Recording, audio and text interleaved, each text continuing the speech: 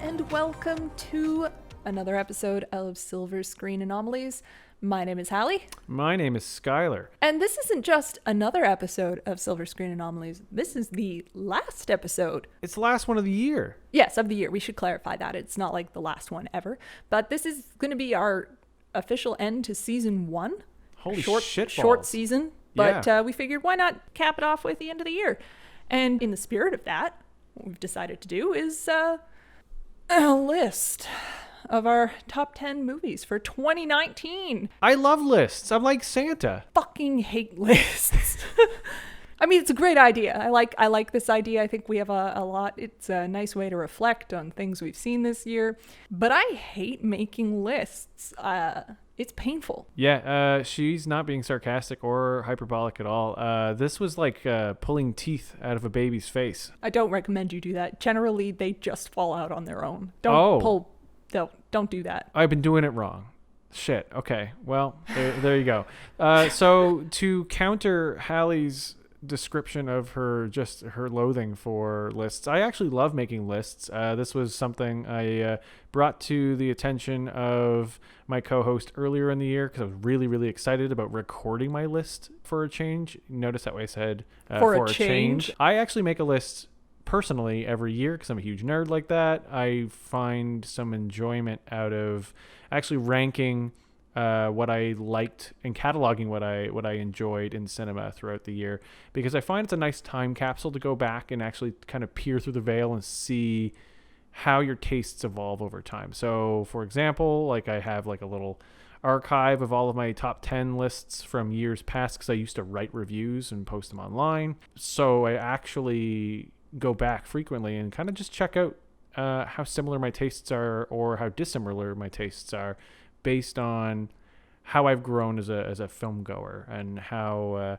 tastes evolve over time is something that's really interesting to me. So that all sounds really boring and fluffy and garbagey because most people I think fall more into Hallie's camp of just that's a fucking terrible idea. So needless to I didn't say it was a terrible idea. I said it was a really good idea. I just hate making lists. Fair enough. Lists. All right, Hallie. So why don't we take a break from talking about lists, since you hate them so much? And I would like a brief reprieve, yeah. Yeah, so why don't we talk about something fun, which is what we've accomplished throughout the year. Yeah, this is going to be a brief chance for us to kind of go, hey, look at the stuff that's happened and the stuff you can check out if you haven't already. Not that we're doing shameless plugs or anything. That's kind of the whole point, isn't it? Okay, it totally is. All right, well, let's see. We've got what? This will be the 10th episode of Silver Screen Anomalies, so that's pretty cool. Yeah, we've managed to get into double digits now. Yeah, we have over 100 listens on our podcast, which is pretty fucking cool. That's super cool. We shot a movie on a cell phone. We made our very first short film, Guardian, which is available for viewing on YouTube. Yep, and that has, I think, now over 400 views.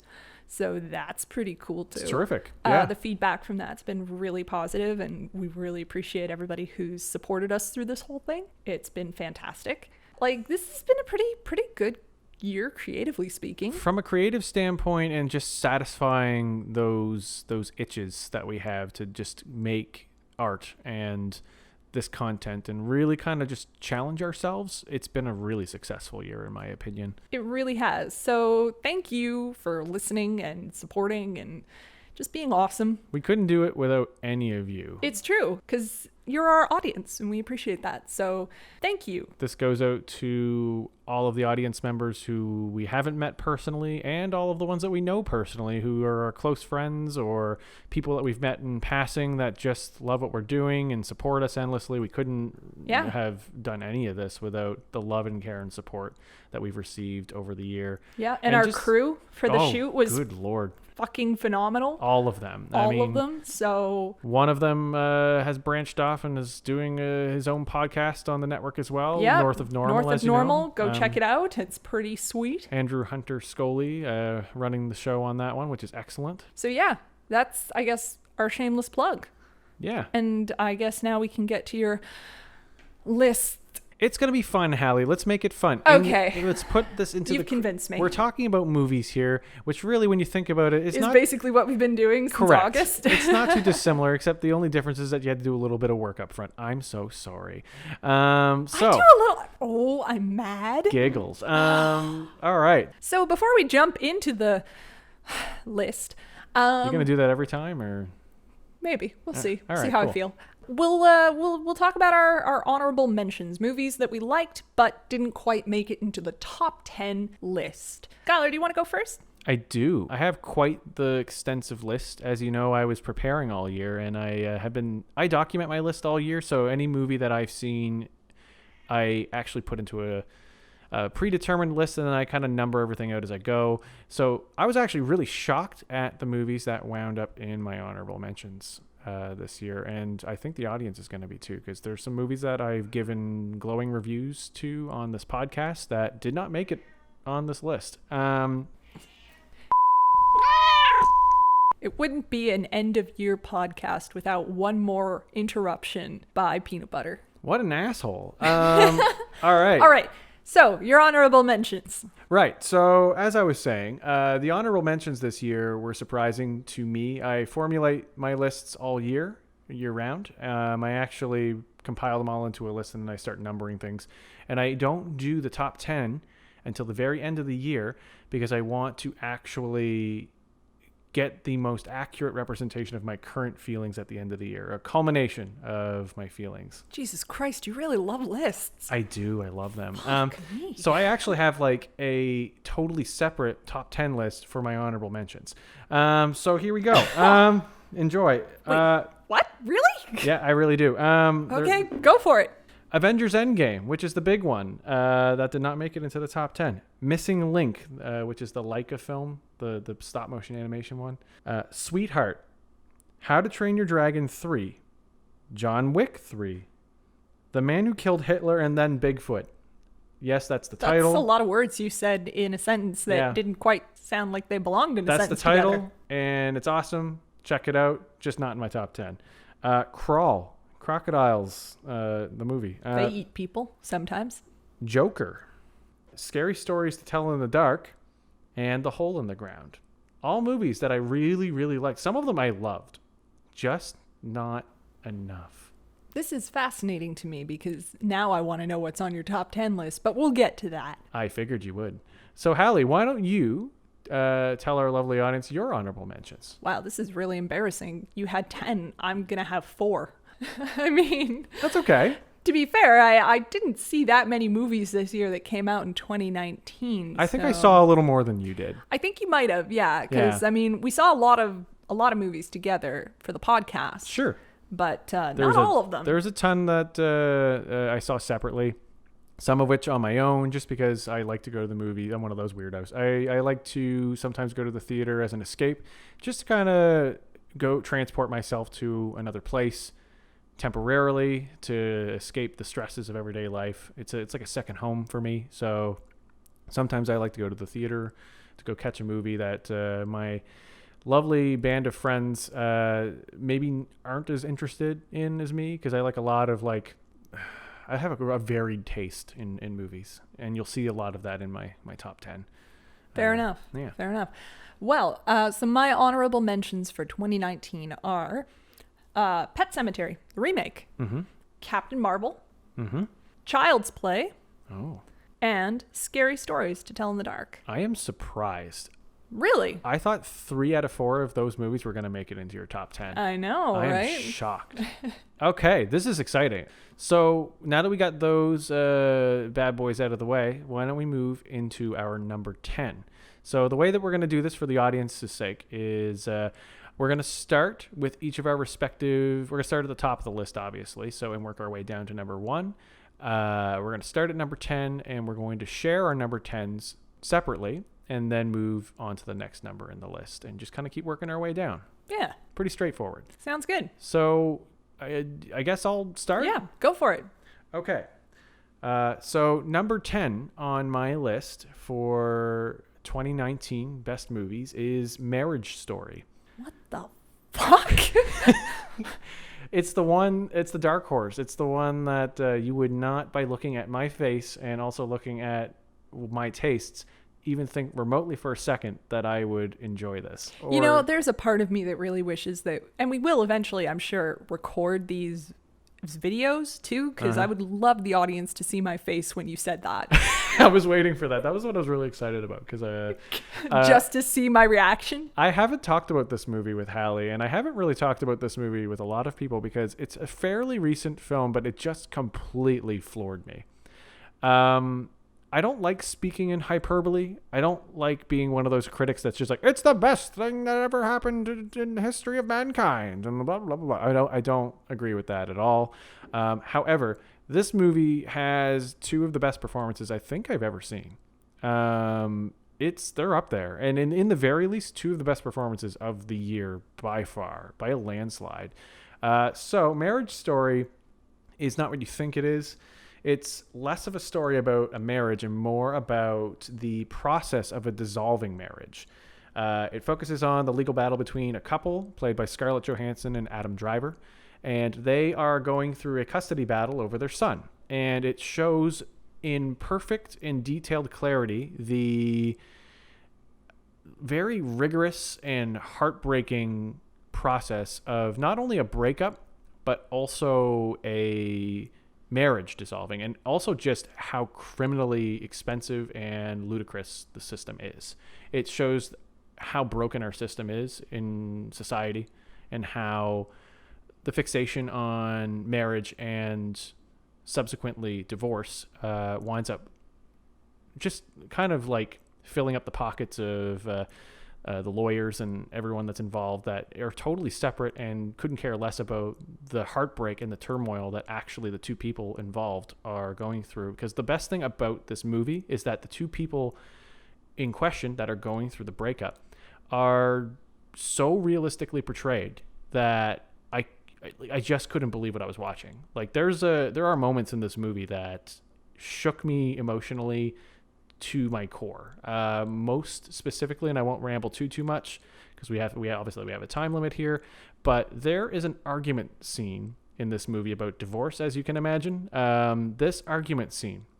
Now, it's not what you think. This whole movie isn't about just two people fighting the whole movie. The best thing about this is that these two people still love each other, and they just don't work. And they acknowledge that. Most of this movie is really quiet. It takes its time. It's meandering. It's not even flashy, which is why it's surprising that it's on my list, because I'm so artfully driven to shot breakdowns and visual effects and things that are a bit more on the technical side of movie making. But this movie, from a performance and just sincere direction standpoint, was just so beautifully crafted.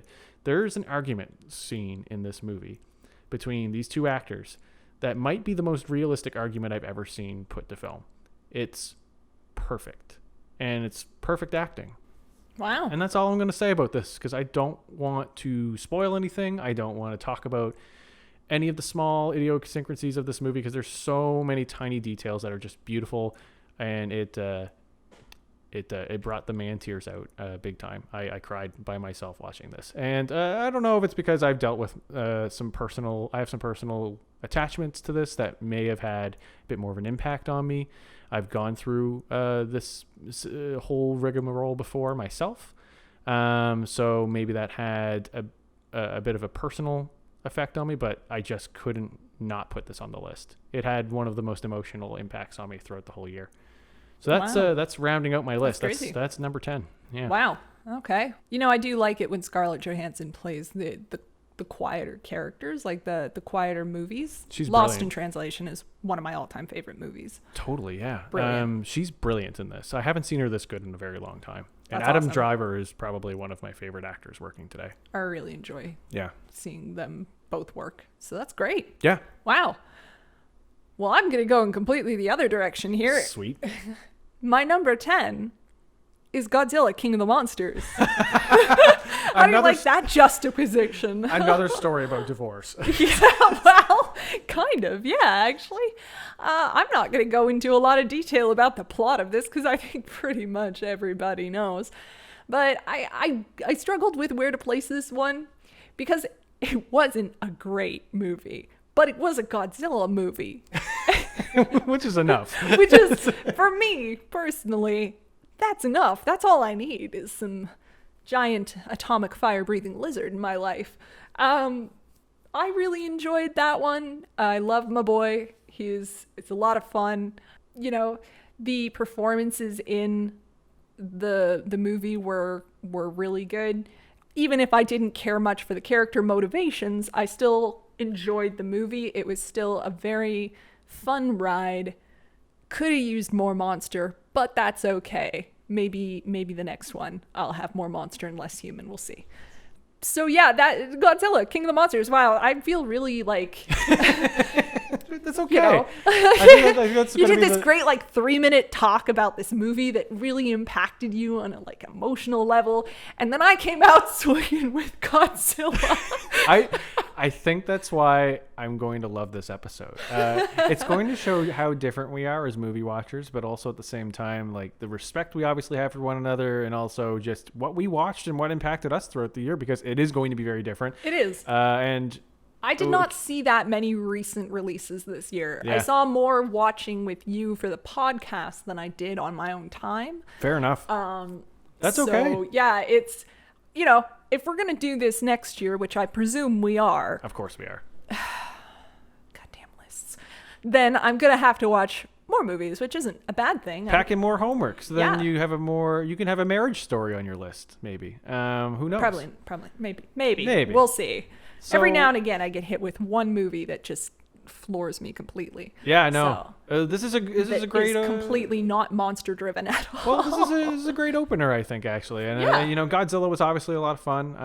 It was in my opinion, probably criminally underrated for its ability to at least capitalize off of the monster exploding nonsense that it brought to the audience, despite the fact that it was a bit of a letdown for me personally. But I do understand completely why you like that movie. Oh yeah. Yeah, it's kind of beautiful in its Godzilla. own way. Yeah, and it's Godzilla. All right. What else?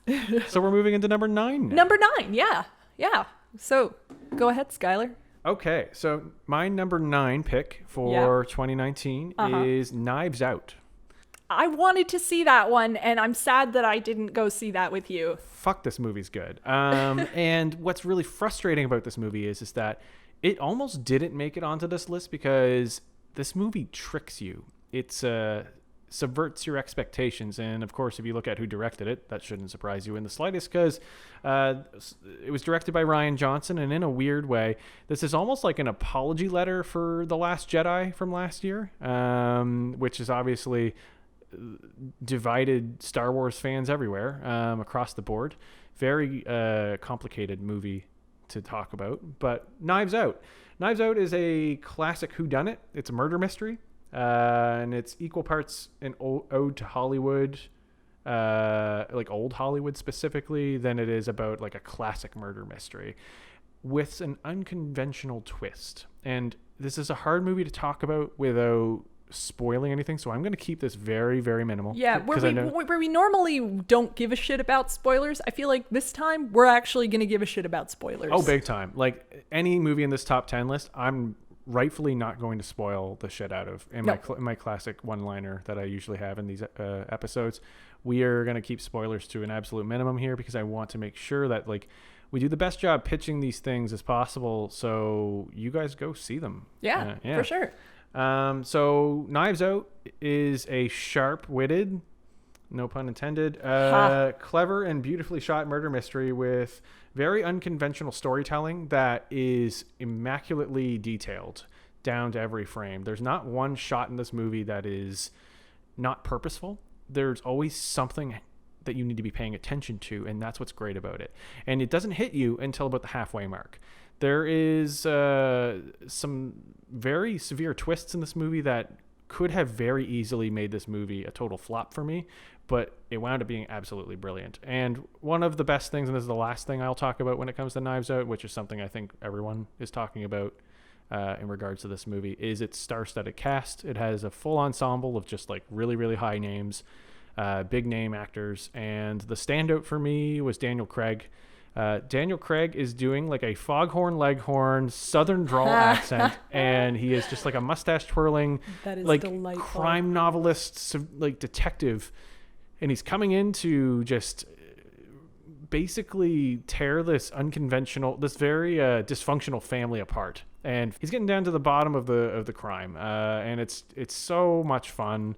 Everyone in it is so good. Total blast. Had a blast with this movie. I really wish I'd gone to see that with you because I feel like it would probably make my top 10 list. You would love this movie. Oh, I have no doubt. The trailer had me. I was like, this looks like a great film. It's spectacular. All right. Well, if it's still in theaters, I might have to go out and see. Says a lot about my top 10 if this is at my number 9. So, yeah. Yeah, I don't know what it's saying, but it sure is saying something. I mean, says the girl who had Godzilla as her number 10. Yeah. But, So my number 9 is Spider-Man Far From Home. Oh, interesting. Yeah. So, I mean, I really enjoyed this movie. It's fun. It was fun. I really love Tom Holland as Spider-Man. I think he's doing a fantastic job. Absolutely. It's a different style of Spider-Man than we've seen in the previous incarnations, but there's something about him that's very endearing. So I really appreciate that. And I have to say, I loved Jake Gyllenhaal in this. Oh, he's like the best part in it. His character was just so great, and his performance, like he's so diverse with his acting. I absolutely adored it. It also deals with the fallout from Endgame, and I guess I'm not gonna say the spoilers for that because you mean for the movie that's the highest grossing movie of all time, that probably everybody's seen, potentially more than once. Yeah. Anyway, it deals with a lot of fallout from Endgame. And in general, I enjoyed it. I thought that there was some really great plot points in it. The story flowed really well. I like the night monkey. That made me chortle in theaters. That's right, chortle. Oh, good. Cracking out new words now. Haha. So it was a good time. I enjoy a good superhero movie.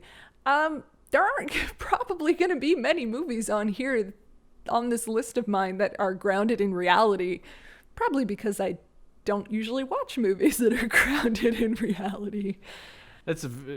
Our lists are going to be very different. I think so. I think so. Again, I feel like you have a bit of an upper hand because you've seen more than I have this year. Yeah. But yeah. So my number 9, Spider-Man, Far From Home, but not far from my heart. Oh, that's sweet. I actually thought that movie was adorable, and I actually liked the first outing with Tom Holland. The stuff that I liked in it the most was actually everything that wasn't the superhero movie. I liked all of the quieter moments. Yeah, the quieter moments really get you. Yeah. Like they hit you. Well, it's young adult fun fluff, and plus you were kind of along for the ride. Totally. Like of what Tom Holland was going through, like what Peter Parker was going through, because you've been with him the whole time, so you've got more of an emotional connection to him. So to kind of see him dealing with his emotions and his memories and everything, that you feel that too, which absolutely was really good. I think that their take on Mysterio with Jake Gyllenhaal was also brilliant. I fucking loved it. I love him in everything though, so I agree with you. That's a good number 9. Yeah, I think so. Yeah. Moving into number 8. Here we go. Continuing the trend where Skyler just has a bunch of movies that are polar opposite of Hallie. Yeah, probably. I have Booksmart. Oh my God, we are going to have such polar opposite lists. I love this. Oh my great. God. So Booksmart is the directorial debut by Olivia Wilde. And by God, did she come out swinging. This thing is front to back, probably one of the funniest comedies I've seen in years. I have heard a lot of really good things about this movie. I think mostly from you. Good God, it's just a genuine treat. It plays a lot like a modern day sort of gender bent Superbad in a lot of ways, but with a more modern edged tweak to the plot, with a bit more sincerity and heart. which is saying something because I actually think Superbad has quite a bit of heart, but it leans very heavily into the raunch. This is a bit more calculated, and I love it for it. It's beautifully shot. Olivia Wilde really knows what she's doing behind the camera and in the director's chair. Very, very proud of her accomplishments here, and I can't wait to see what she does next. The two leads, played by Caitlin Dever and Beanie Feldstein, are terrific and wildly funny throughout the whole thing. I laughed myself silly out of the theater to this one. I went with a squad of my gal pals, and we all had a great time.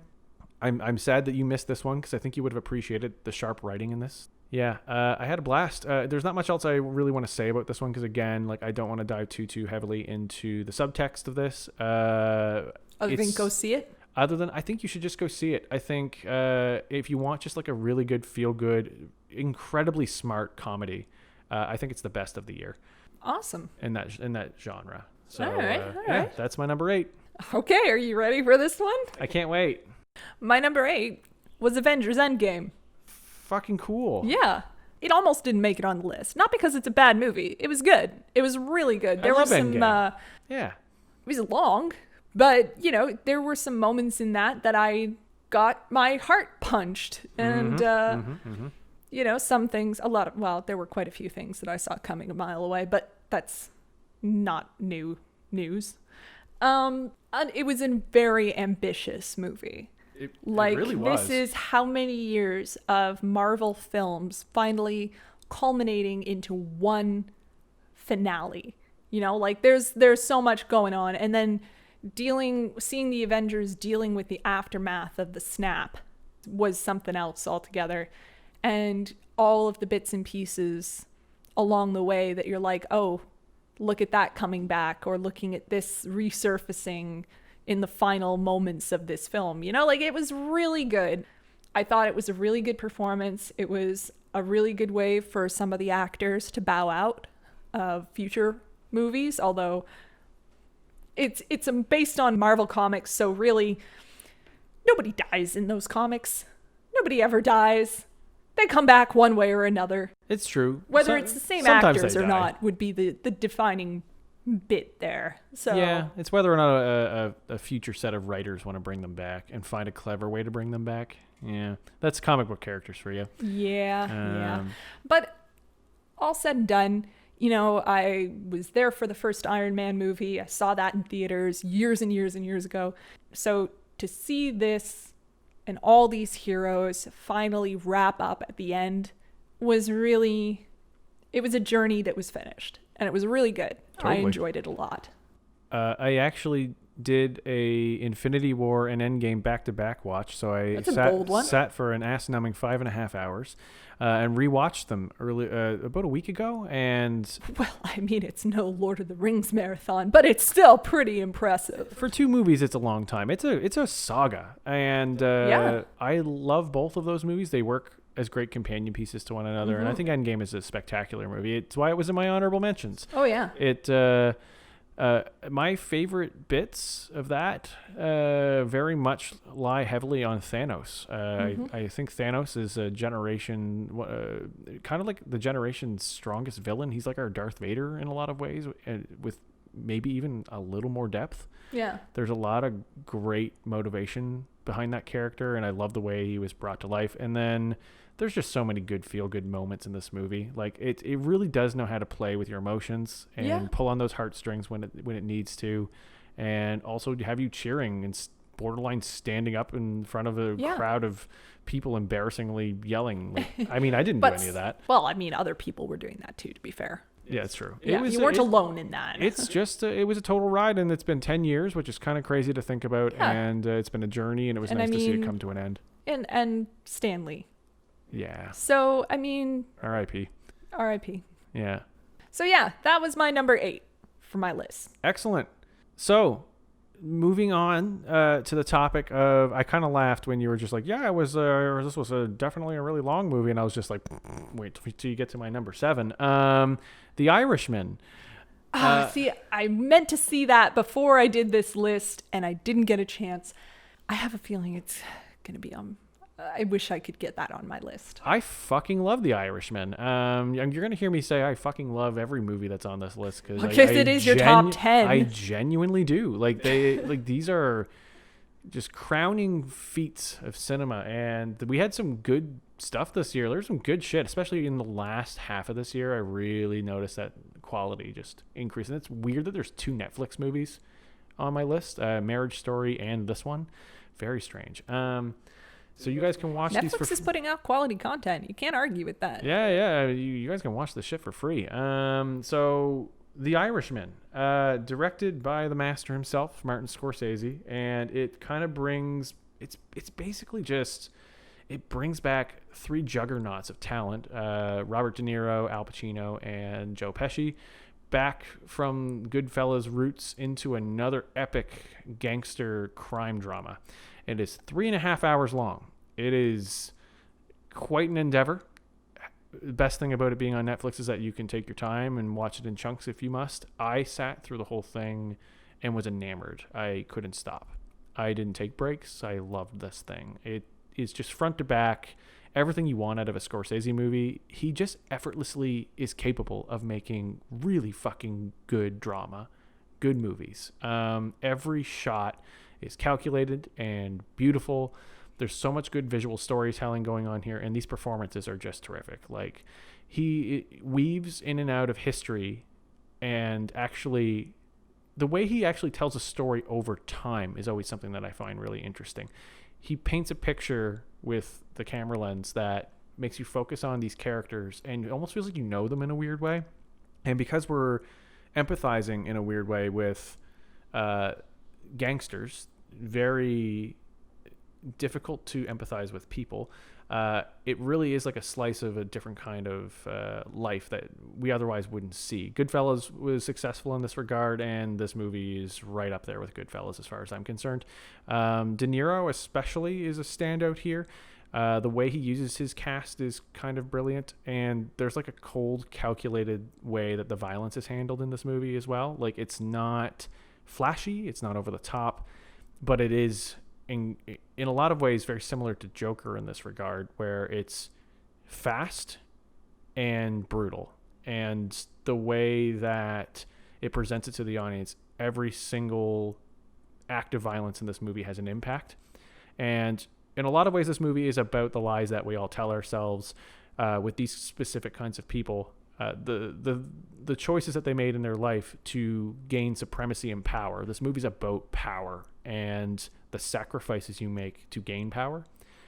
It's just so good, and one of the best, like, just, I guess, pin drop endings of the year as well. Really, really loved this. It was great. Right on. Yeah. If you like, I'm really looking forward to seeing this. If you like gangster dramas, this is a damn good one. Well, I love Godfather, so I'm really looking forward to seeing this one for sure. It is on my list. I'm hoping to watch in the next few days. It's a winner. Yeah. Just couldn't watch it before I did the list. So my number 7, it's funny you mentioned it already, talking about your number 7, Joker. Oh, cool. Joker made my number 7. Awesome. It's very topical. It is, yeah. So I think the reason I put this at number 7 is because if you haven't listened to our review of Joker, I, hit back on a couple of episodes because it's there. But I think the reason I enjoyed Joker as I did was because I feel like our fan theory was accurate. Mm-hmm. Or I believe in our fan theory. So maybe I liked my fan theory more than Joker, but I liked Joker. I thought that it was well shot, that the take that they took on Joker and his quote-unquote origin story was well done. Mm-hmm. Joaquin Phoenix put out a performance that was wow. Breathtaking. I mean, Heath Ledger's performance is always going to be number 1 in my heart for movie Jokers. Agreed. But, Joaquin Phoenix did justice to the character. And it was a different take on Gotham. It was a different take on the backstory of this clown prince of Gotham. I thought that it was really well done all around. All of the motions, all of the movements, all the shots were very finely orchestrated. especially if our fan theory is mildly accurate. Mm-hmm. So I kind of had to put this one on the list because I enjoyed the film so much. Like they took some liberties that I thought worked. It's kind of a badass movie in a lot of ways. It's gutsy, and contrary to, you know, a lot of the controversy around it, it's just a really effective take on a comic book character using a very real and terrifying prospect to lens that character through. It was something that was really kind of hard for me to leave out of my top 10 list, because I think visually this movie was stunning. It was one of the best shot movies of the year in terms of, like, the colors, the way that this movie looks is beautiful. Everything was so thoughtfully put together. Every shot makes you feel a very specific way. I've never seen, like, images in a movie all year really, like, make you feel an emotion. See, I kind of disagree with you on that one. Just, I love this, and I thought that it did a fantastic job. But there was a movie for me this year that did it better. No, but I'm going to get to it. No. I was not saying that there's obviously way more movies that obviously put visuals and colors together to tell a story, because I actually have a few that are better than Joker as well. Yeah. I'm just surprised I left it off my list, because it's totally the kind of movie that I would put on here just for aesthetics alone. Yeah, and, do you know what I mean? That was what surprised me when you gave it honorable mention. I was like, wow, it didn't even make the list. It was on my list for quite a while, but then it got ousted. I saw 2 movies recently that just inevitably I had to kick it out, and it was a little sad. But there's honestly, like, I had some conflictions with Joker as well, because Joker, I think, is just in some ways problematic because its message is a little lost. It is a little lost. There are problems with it. I'm not saying there aren't, but it's still it is an effective movie, undeniably effective. Yeah, and good pick, really good pick. Yeah, I think that's a great one to put in your 7. Okay, so moving into number 6. Yeah. So Dr. Sleep. Now, that's right. Dr. Sleep is they can't see my expression again. My jaw just dropped. Did you thought that number 6? You thought that was gonna be higher, huh? What the fuck? Skyler? Yep. What the fuck? I saw a lot of movies, Hallie. Yeah. All right, go on. Dr. Sleep, I absolutely love. You listen to our episode on it if you really want, like, a full breakdown on my full and detailed opinions on it. So I'm going to keep this one short because there's an episode dedicated to this one. Go listen to it. So Dr. Sleep is directed by new horror favorite, Mike Flanagan. He delivers a pulse-pounding sequel to The Shining that manages to stand on its own 2 feet and do tremendous world building, despite having the insurmountable task of living up to the fucking Shining. It manages to add more to that universe while also having its own identity. Terrific performances. Some of the best villains all year. I love the True Knot, and I love Rose the Hat so much. Rebecca Ferguson just fucking kills that. Yeah. Visually, this movie is one of the best looking horror movies of the year as well. Like, some great color grading and just beautiful depictions and recreations of a set we all know and love. I can't give it enough praise. It's just awesome. It's almost a perfect horror film in a lot of ways, despite the fact that the horror movie doesn't really kick in until the 3rd act. It's true. But it was really good. It's great. That's my number 6. Wow. Number 6, huh? Yeah. I know. Yeah, I figured you were going to be surprised. I was very, Yeah. My number 6 is Us. Not you and I, Skyler. Oh, I see. Yeah, Us. Jordan Peele. Ah, yeah. Yeah. I loved it. I thought it was fantastic. I thought it, and I think because I know he's recently doing the Twilight Zone reboot. Yes. And I feel like this would have almost been a perfect episode of the Twilight Zone because of its twists and turns. I thought that there were some shots and some scenes in that film that were just stunning. I think you know the one I'm thinking of. There's some choreography in this that is absolutely beautiful to watch, especially in conjunction with this eerie and heart-pounding soundtrack. Oh yeah. Like, it is some primal shit going on in that. I absolutely adored it. I believe I actually saw Us before I did Get Out, his first film. I liked this more.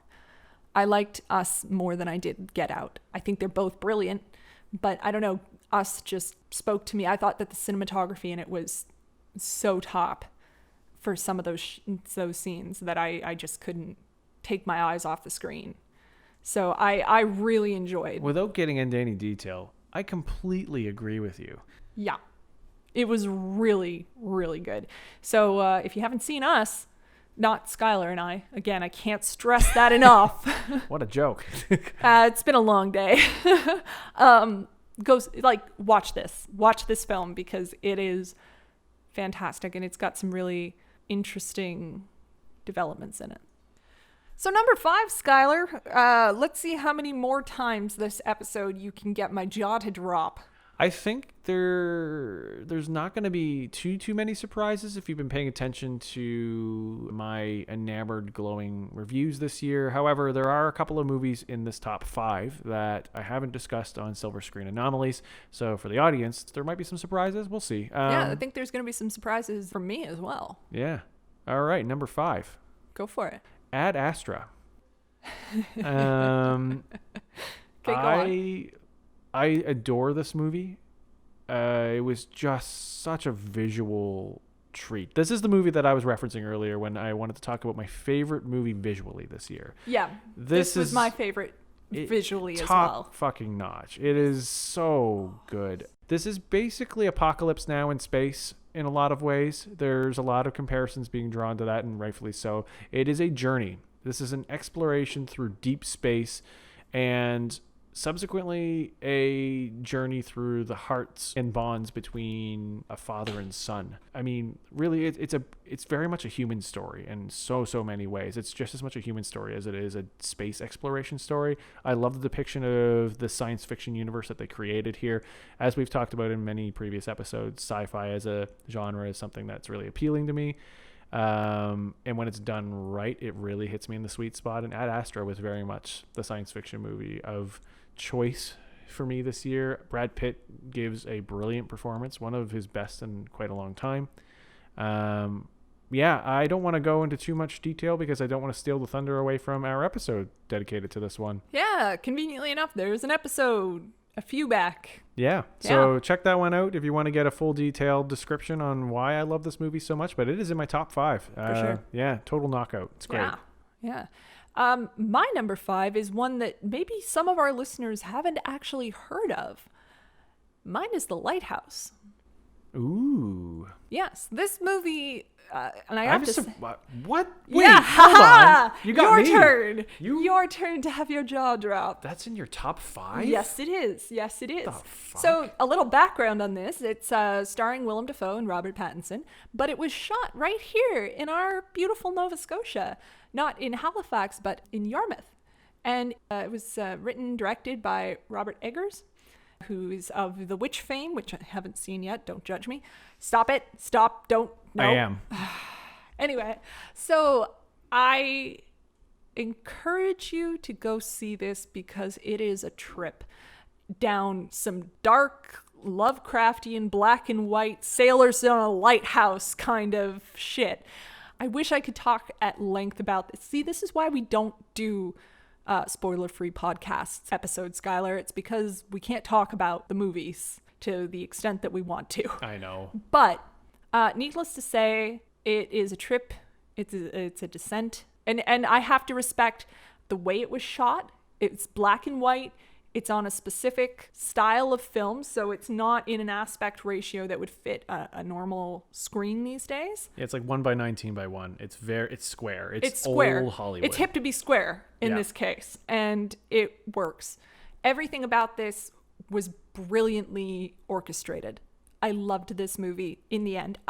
Leaving the theaters, something didn't sit right with me, and I tried to figure out what that was, but I couldn't in the end. And so I just decided, you know what? I enjoyed this movie. Performances, Robert Pattinson, Willem Dafoe, fucking amazing. There is some amazing imagery in it. I absolutely loved it. Wow. I am shocked that you put that one in your top 5 because I knew you would be. When we left the theater, you and I had a polarizing reaction to that, which is a little bit of a spoiler for some of my future numbers, perhaps. So speaking of which, without going into any further detail on The Lighthouse, more on that later. Number 4, Midsommar. Ah, yes, this one. Yes. This one that I decided right off the bat I was not going to see. I'm glad you didn't see this one, I am also glad. You would have hated this. I fucking love this. It wrecked me, though. It wrecked me in a big bad way, and I think I needed to see it alone. This one is probably one of the most personal movies for me, if not the most personal movie for me this year. We don't get too personal on this podcast. I went through a breakup earlier this year, and this movie is the breakup movie of the year. It's like a wolf in sheep's clothing. I couldn't believe this thing. Directed by Ari Aster of Hereditary fame, one of the best modern horror movies in recent memory. He delivers another, what I think many will consider to be a masterpiece in years to come. It's certainly unforgettable. It's very much got Wicker Man vibes all over it. It's cult activity. A group travels to foreign place and is slowly picked off by a cult. However, there's a lot more subtext going on this, and this movie is so very much about the subtext. This movie is a depiction into a relationship that is slowly disintegrating, and it's one of the finest representations of relationship gaslighting that I've ever seen. For those of you that have ever experienced that before, this movie depicts it so beautifully, despite the fact that it channels its energy from a very negative place. It's about one of the worst and most heartbreaking things anyone can ever go through. It has a very poignant and almost cathartic finale. This movie's not left my brain all year. It's a visual treat for the eyes. It's completely unforgettable. It functions extremely well as a horror film and also as a drama. I don't know how else to describe this without spoiling it, so I'm going to just kind of put a pin in it there. Midsommar absolutely busts its way into my top 4 very easily. It had an extremely profound effect on me, and I think people are going to be talking about it and dissecting it for years to come. Right on. Yeah. Yeah, I saw the trailer for that one, and I enjoyed Hereditary. After digesting it a while, not as much as I did initially when watching it, but I still really enjoyed Hereditary. But when I saw the trailer for Midsommar, I went, no, this feels like it's The Shrine. Yeah, some similarities, but very much its own thing. Midsommar is more Wicker Man than anything else. You know, I've never seen that either. That is embarrassing. Yeah, well, moving on. We're going to fix that in 2020, Hallie. Yes, okay, I'm down for that. My number 4 is another Netflix original that you guys can go see, that I think you should see. Velvet Buzzsaw. Ooh, good one. Another Jake Gyllenhaal. That's a great movie. It's a fucking amazing movie. Yeah. I remember seeing the trailer for that and being really excited. And then I watched the movie and I was blown away because it was so good. So, you know, it's Jake Gyllenhaal plays an art critic. It's really a dive into the art world and how monetized it can be and how much you can lose yourself in the art world. But because it's a horror movie, there's also some great shots in it. So it's, you know, Jake Gyllenhaal's, I'm going to go with love interest in this. Sure. Works in an art gallery. Things aren't going well. Her neighbor upstairs, an older man, dies suddenly, and she discovers a treasure trove of art in his apartment that he's requested be burned after he dies.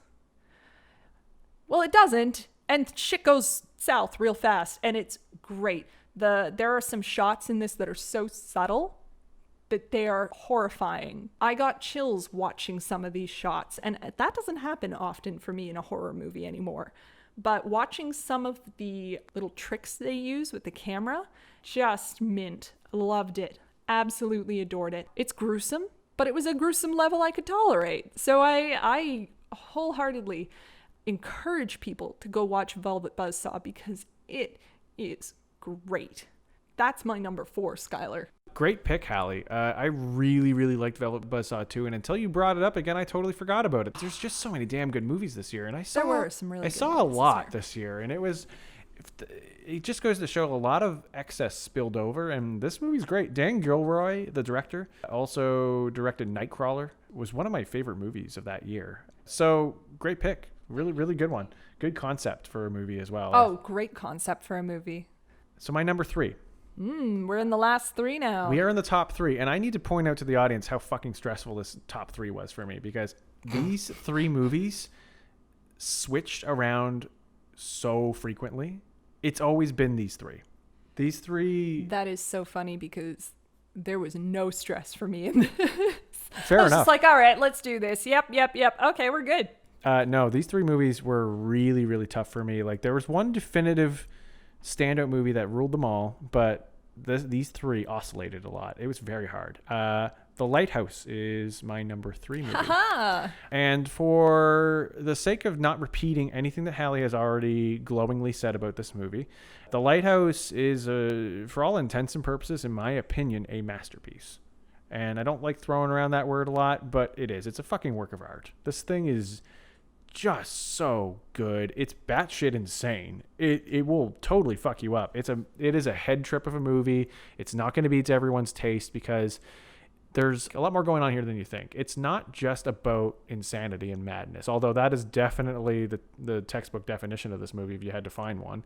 There's also a gripping tale of toxic masculinity. 2 powerhouse performances. These 2 are just so good. Mm-hmm. The aesthetic of this movie is beautiful in every sense of the word. The black and white 1:19:1 aspect ratio harkens back to a time in Hollywood where we just don't get movies like this anymore. It was just such a fucking treat.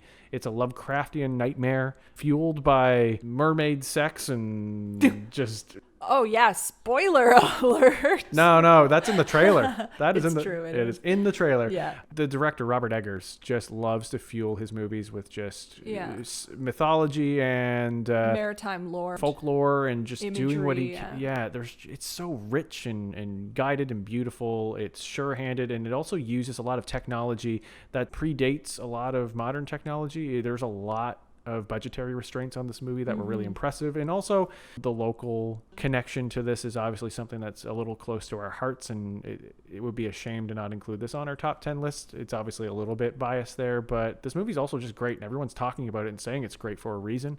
Yeah. The Nova Scotian weather system depiction in this movie is accurate. We know what that wind feels like and what that looks like. We're feeling it tonight. And oh my goodness, there were moments I had just had chills. And, they had chills, too, because some of that weather was genuine. Brutal. Building an entire lighthouse set, and that set is a character unto itself. Yeah, and props to the director, because we got to go to the premiere, the gala, essentially, of the film festival. We never got to talk about this on No, we podcast. never got to talk about it. We went to the gala, closing gala of the Atlantic Film Festival.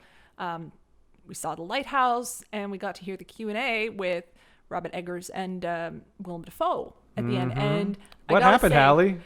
I loved, well, I'll get to that because I think I know what you're talking about, but I loved that he, the director, Robert Eggers, said in response to a fan question that he would recommend Nova Scotia, but we have to bring the film tax credit back. And that, all the auditoriums just started applauding. Burst into cheering. And have that kind of validation is really cool. No, what I think you're thinking of, Skyler, was the after party. Where I low-key freaked the fuck out. Where we were standing near the entrance, you were talking to a friend, and I'm kind of looking around. I'm like, okay, all right. And then your friend left, and I was like, okay, Skyler, don't freak out. Director standing right behind you. What did I do, Hallie? Well, I'd say you freaked out a little, Skyler. I had a minor stroke. It was very, very cool. We got to talk to Robert Eggers for about 10 to 15 minutes about his process, and he gave us some encouraging words, and it really, it was really cool. It pulled on our heartstrings quite a bit, and it really inspired me a lot. You got him to sign something, didn't you? I sure did. The only thing around was a coaster, and I still have it. I use that coaster all the time. Thanks, Robert Eggers. You're using it? Oh my God. I don't care. It's great. All right. My number 3 on my list is one that I showed you recently, and one that is available on Shudder. I'm awarding number 3 to an Hell House 3 Lake of Fire. Now, I know what you're thinking. It's a hokey name. And it is. But it is a good series. I can only really speak to the third one because it was released in 2019 here. Hell House 3 Lake of Fire is the final movie in a trilogy called the Hell House Trilogy that is low budget and extremely effective found footage movies. They are telling basically a story about what happened to a group of people that went missing following the opening night of their haunted house attraction. They go to different locations, they set up haunted houses for Halloween and run them. The night of this particular opening, people died. Nobody knows what happened. The operators are missing. It's a good narrative. Hell House, this series, works for me in a way that Paranormal Activity failed. Mm-hmm. I respect the first Paranormal Activity movie because it was groundbreaking and it was really good for the budget that it had. Everything after that, though, there is no excuse for. I'm sorry, it's the same fucking movie over and over again. It's really garbage. Angers me. Those are barely movies. Each of the Hell House movies actually builds on the lore of the movie, like the overarching story. It gives you more and more each time. And I have mad respect for that, especially since they kind of wrapped everything up in this third movie. It is really effective. There are no musical cues for you to jump to. If you're on edge, it's because they have done a great job building up the atmosphere, the tension, and using makeup and prosthetics and costumes. It's a really good movie. So I highly recommend. I know it's a Shudder exclusive right now. If you get a chance, Shudder is worth it. I highly recommend it. Go watch this movie. Can confirm, I actually had the pleasure of being introduced to this trilogy by Hallie, and we watched them all. I had a blast watching these. It was actually one of the high points for me in movie watching, was actually just sitting around Halloween time watching these 3 genuinely fun horror movies. I was obviously around you when you were glowing about this one, so I'm not surprised this made it into your top 3. No, you shouldn't be. The audience probably will be, though. Probably. Yeah. So what's your number 2, Skyler? All right, we're getting down to the nitty gritty here. We are. Number 2, Parasite. Oh, yeah, that's another one that I wanted to see with you. Parasite is easily one of the best movies of this year, and I think for a lot of people will be in their if not their number 1, will absolutely be in their top 5. You'll be hearing a lot about this one. It's already been nominated for several Golden Globes, and rightfully fucking so, because good God, this movie is awesome. Now, if I recall correctly, this is by the same person that did one of the first movies we reviewed on this podcast, is it not? Correct. This is directed by Bong Joon-ho, and one of my favorite working directors. He directed The Host, he directed Snowpiercer, Mother, Okja, just absolutely beautiful, terrific movies that are all based heavily in a couple of different factors. There's you can usually tell a Bong Joon-ho movie apart from other directors because he just so gracefully and carefully balances genres. His movies are genre bending, and purposefully so, because the stories that he is trying to tell can't be nestled into just one genre. He loves to just kind of play with genre and actually weave almost like these miniature fairy tales in a lot of ways. So Parasite is very much a examination of class structure. It is one of the finest representations of not only like Korean life that I've seen. I mean, I don't have any reference point for that, but being a Korean director, obviously he's got a sure-handed handle on this. And that was something that really struck a nerve with me, because I love movies that transport me to another place that I want to visit, or a place that I would love to breathe the life of different people, and how do they live on the other side of the planet. Like I really want to get a sense of that, and this movie did that for me. Not to mention the fact that it is just rip-roaringly hilarious, terrifying, and dramatic in every single capacity. This is equal parts a drama. It has just tiny little elements of almost like fantasy, like that kind of are sprinkled throughout, that just like it's movie magic. Yeah. This thing is a glowing masterpiece in a lot of ways. And for such a pedigree and such a vast catalog of movies, Bong Joon-ho might have made his best movie, in my opinion. That's awesome. I'm gonna have to look that one up once it comes out. Yeah. Yeah. My number 2 is one you've already mentioned, which is Dr. Sleep. Whoa. Yeah. I'm actually not surprised you put this one in your upper echelon. You know, I keep going back to Dr. Sleep because one of the elements in it that I absolutely adored the most was the back and forth of the power exchange between the protagonists and the antagonists. I love that neither one always had the upper hand. That it's so important to me for some reason in storytelling these days, that in a movie that is marketing as a horror or that kind of psychological thriller, it's the bad guys don't always have the upper hand, no matter what their extra skills they might have. Again, we did a podcast on this, so you can go listen to it if you like.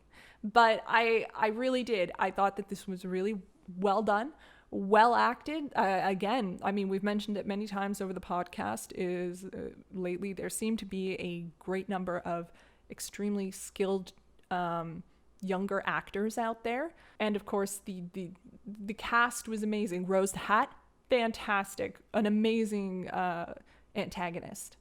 And the True Knot in general were frightening, but they were also human.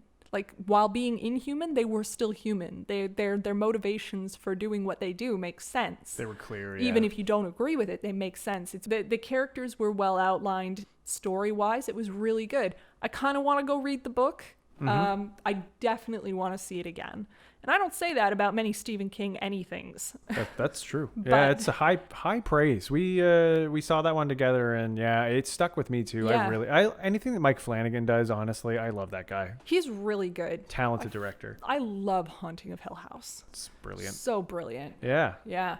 So before we launch into our number 1 on our list, I think it's time to take a moment and really reflect on our dishonorable mentions. Breathe in that air and you'll notice that it smells like shit. And there were a few this year that we saw that we went, what? There were a lot of bad movies this year, actually. There actually kind of were. And some of them that we were really hoping would not be bad, that were bad. And all right, let's just belt these out really fast. So we agreed that we would pick 3 of the worst. The 3 that just didn't do it for us this year. So, all right. Do you want me to go first, or do you want to go first? Go first, Skyler. Pave the way. Okay. Rounding off my shit list of dishonorable mentions, this one hurts my soul because I love the first one so much, but it's Chapter 2. Oh, that my God, that's on mine too. Yeah, I really didn't like this movie. It was work. A fucking mess from I'm start sorry. to finish. I really wanted to like it. I did, but it did not work. No, it's too long. It's a mess. It's cluttered. It's unevenly paced and acted. It does everything that the first movie does. Everything that the first movie does right, this does wrong. Yeah. And this is everything bad about the first movie cranked up to 11. And I mean, it's so mismanaged and poorly adapted. Yeah. And while they did an improvement on the Pennywise final transformation over the whatever fucking styrofoam spider they had in the I didn't like that at all. It was not good. It still wasn't good. They still missed the mark on that somehow. It's disappointing. Wanted to like it, didn't like it. So we're both knocking that one off. Great. Yep. Men in Black International. See, I didn't see that one, so I can't attest. Hot garbage. Don't watch it. I'm not going to actually waste too much of my breath talking about this because it sucks so bad. It is one of the most boring movies I've seen all year. I'm really sad about that. A conflicted protagonist. It's so difficult because there are 2 actors in question that are leading this thing. Tessa Thompson and Chris Hemsworth are charming as fuck and they work well together. But for whatever reason, this movie was just so poorly directed and just thrown together haphazardly that it just none of it worked, really. That is unfortunate. Yeah. And my big piece of shit award goes to, drumroll, I know what this is going to be. Hellboy. Yep, that one is also on my list.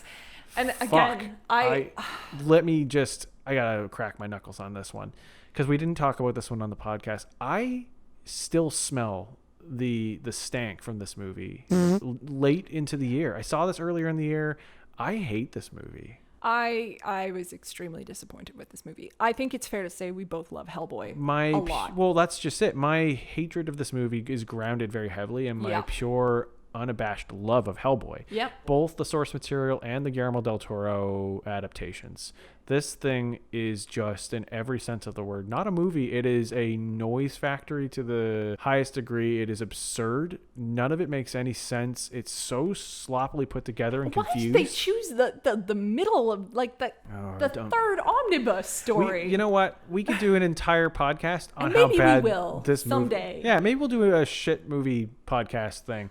I could do an entire podcast rant on how bad this is. And I feel bad because David Harbour did what he could with what he was given. Mm-hmm. I think that if he had a character that was written slightly differently, a different kind of Hellboy, he would have done an amazing job in this. But this movie was just hot garbage. Everything about it. Absolutely was heartbroken.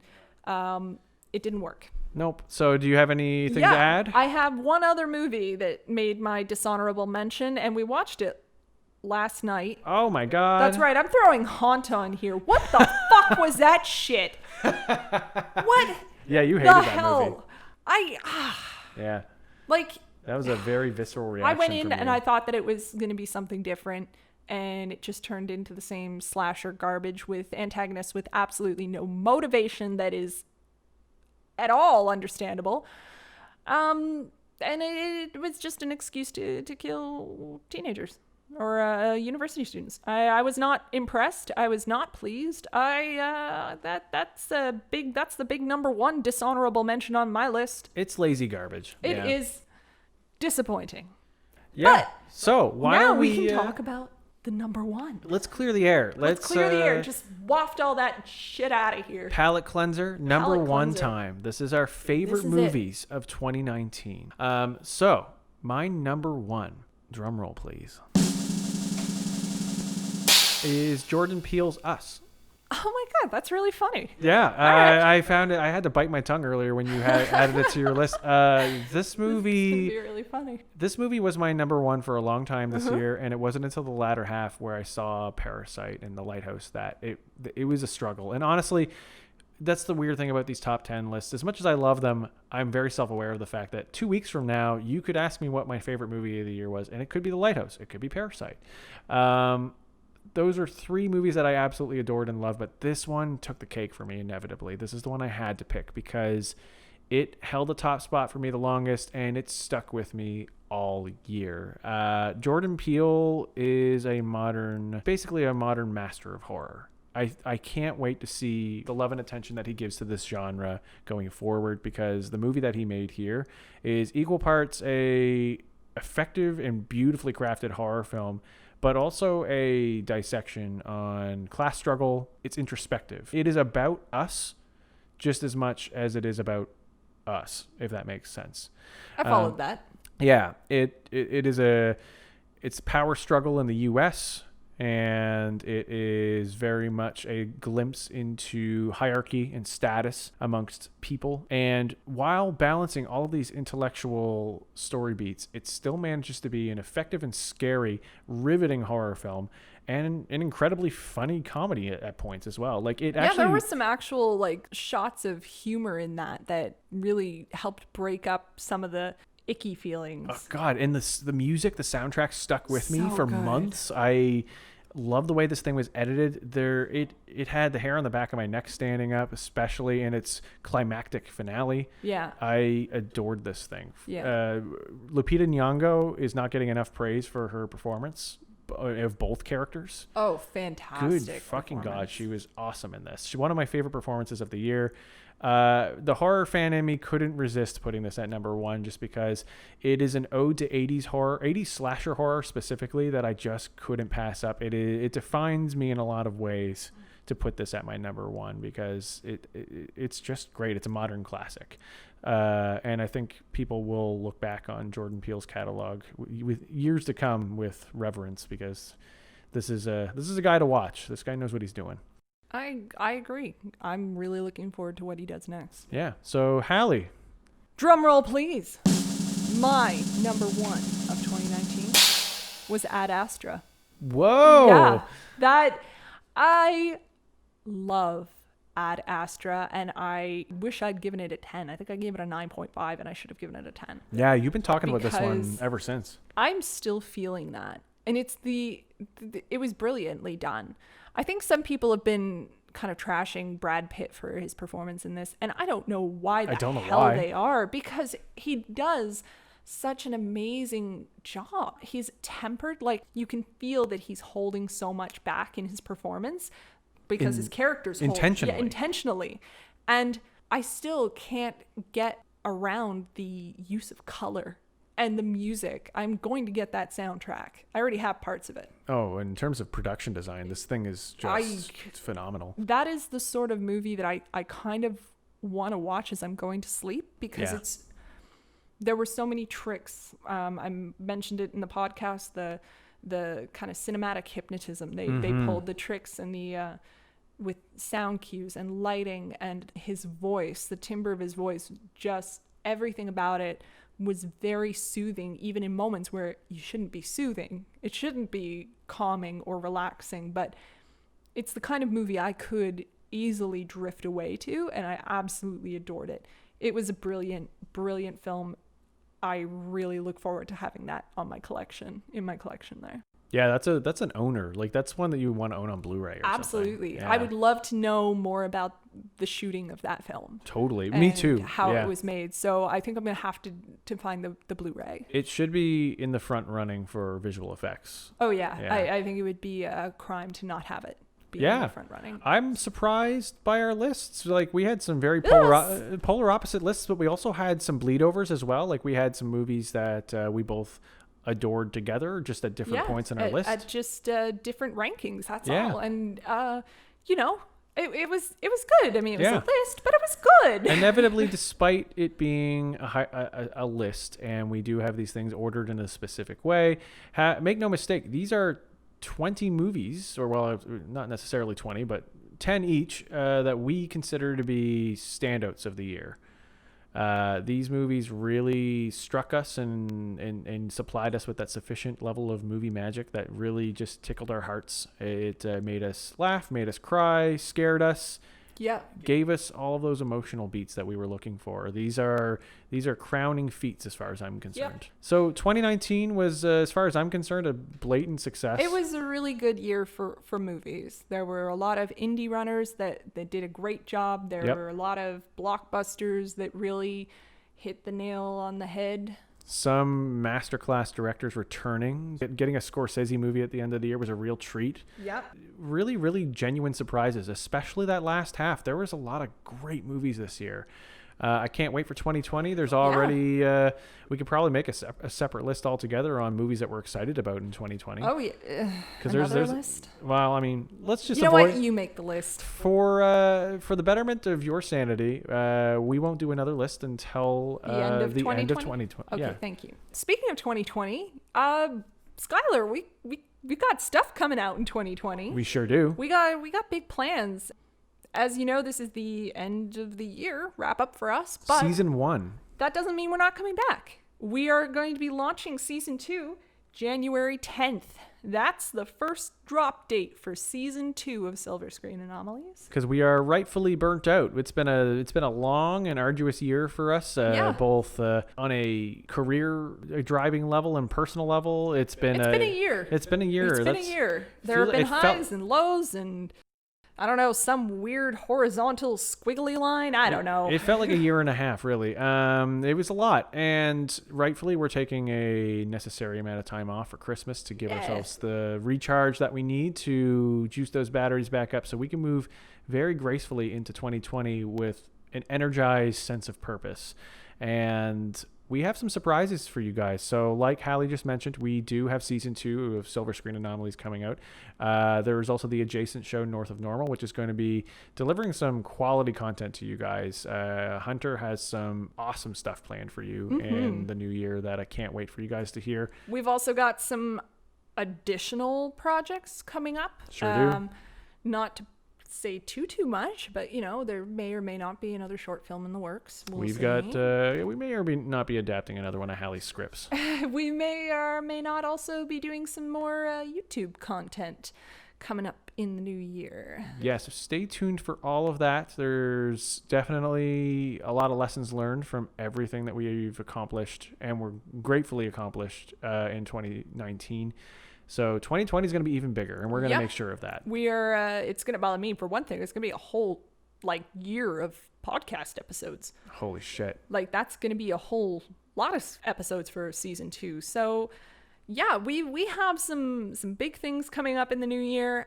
January 10th is our first episode of season 2 of Silver Screen Anomalies. It's our return date. Yeah, it's our return date. So thank you everybody for listening.